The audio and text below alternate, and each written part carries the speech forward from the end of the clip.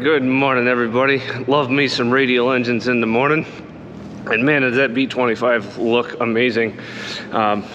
She's kept over at Lone Star Flight Museum, and if I can, I'll see if I can get over there later today and get a little up close and personal with her. Quick update from over here at Vietnam War Flight Museum. I had to come pick up a piece of ground equipment to work on.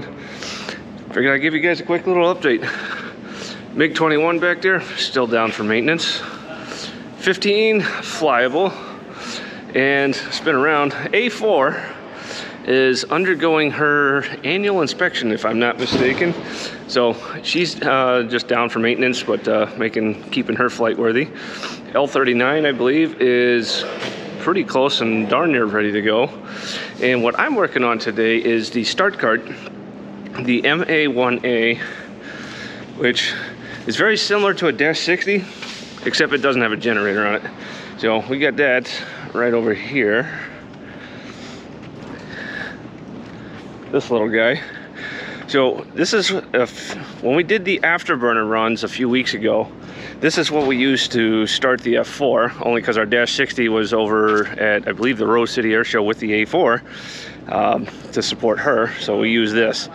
This should be starting up pretty quickly, and it doesn't.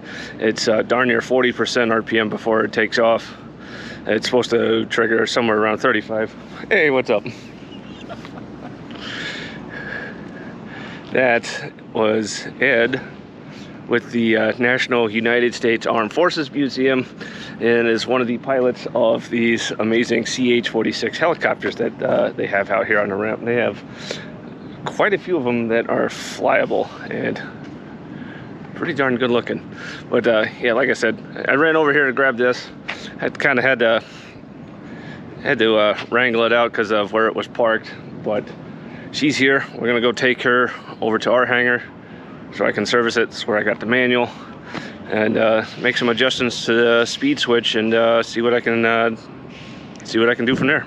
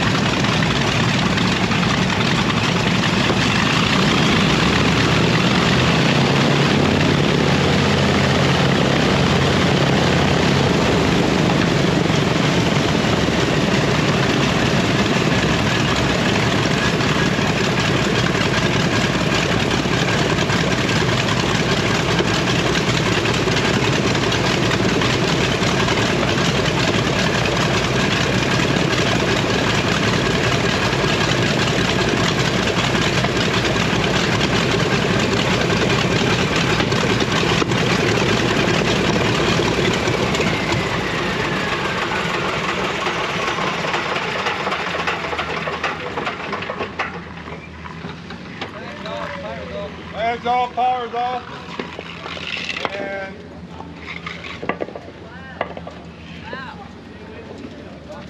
Socks are in.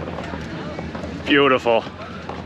I gotta say, I think I like what this neutral density filter is doing here on the GoPro. In case you guys are wondering, this is that little neutral density filter. I definitely am liking what it's doing. It was very. I'm gonna leave a link to Lone Star Flight Museum social media stuff because they're doing a quick little interview. That was a passenger flight for flight experience, and based on what I see, they all had a fantastic time. So yeah, I'll leave some links for you guys to check that out. And if anybody's down here in this area, you guys can come check this out for yourselves too. Great facility here over here at Lone Star. Alrighty. Alright, so I got this maintenance panel off of the MA1A. Here's the engine back there and some of its accessories. That's the starter up here. This little guy right here is a centrifugal switch, and it's actually 3 switches put together. And they're set at different speeds. That's what these adjustment screws are for. After I got this open, let's see if I can get in there. Yeah, there we go. So from here down towards the cannon plug, you got 35%, 95%, and 110%. So 35 is what activates and gets this thing to accelerate on its own. 95% indicates that it's ready to load. 110% is an emergency safety, so if it overspeeds, it immediately shuts itself off. So at 35% is the one I needed to adjust, so I just did that. So we're about ready to fire this thing up, and we should get to 35%, that's on the inside scale, and it should take off and accelerate as long as that's adjusted right. So we'll see what we get. All right, here we go.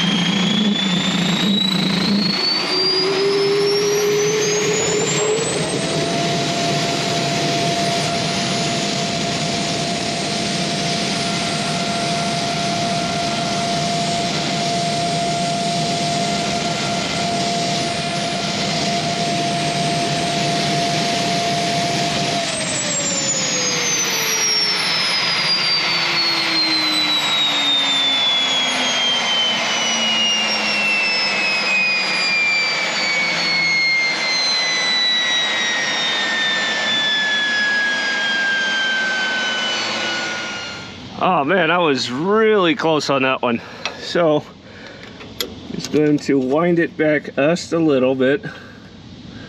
About there, quarter turns is what the book calls for.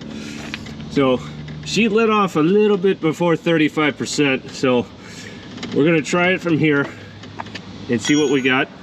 But that was really good. I also stretched out the hose because what I did notice is the ready to load light didn't light. But it didn't also light whenever I pushed the button in to test it, so I think I got a burnt out light. So let's try again.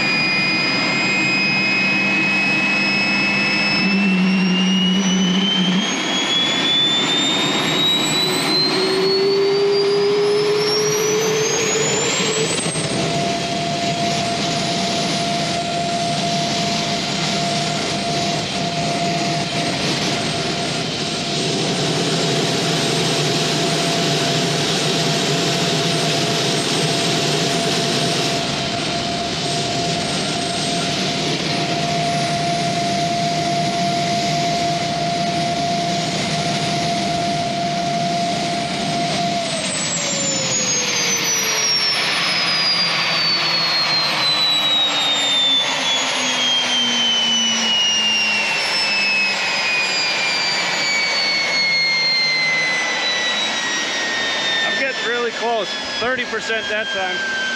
A little bit more adjusting. All right. All right, try again.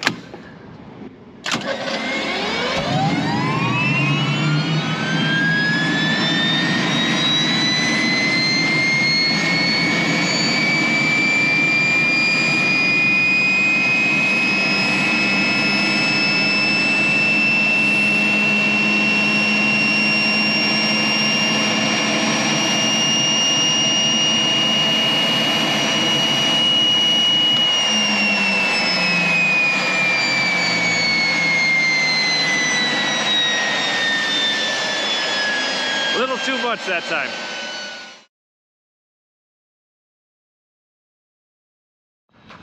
All right, so on a hunch, I pulled the electrical plug off just to make sure that it was seated properly, make sure nothing was worked loose or nothing, and made sure it was seated properly and nice and tight. So I'm gonna give this one more try.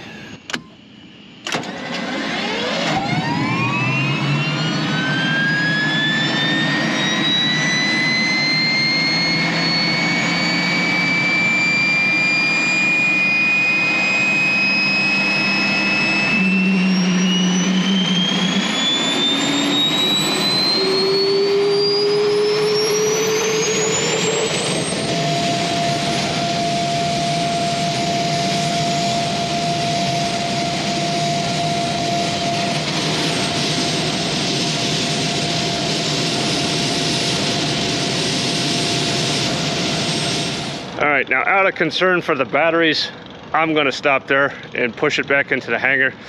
Thankfully, I don't need a tug for this. It's very agreeably light, unlike the Dash 60 that weighs over 3,000 pounds. That thing's far easier to move around, and I can do it solo, so.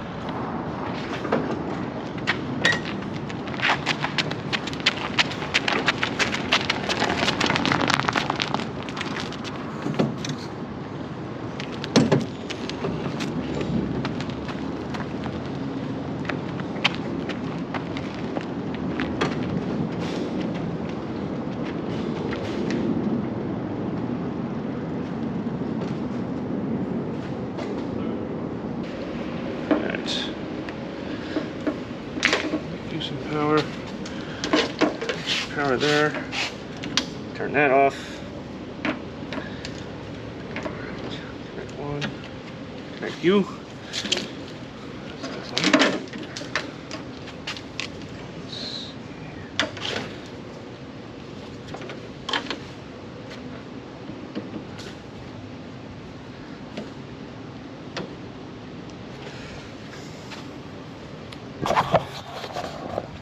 Alright, 12 volt, 12 volt, and those are going to get charged. Awesome.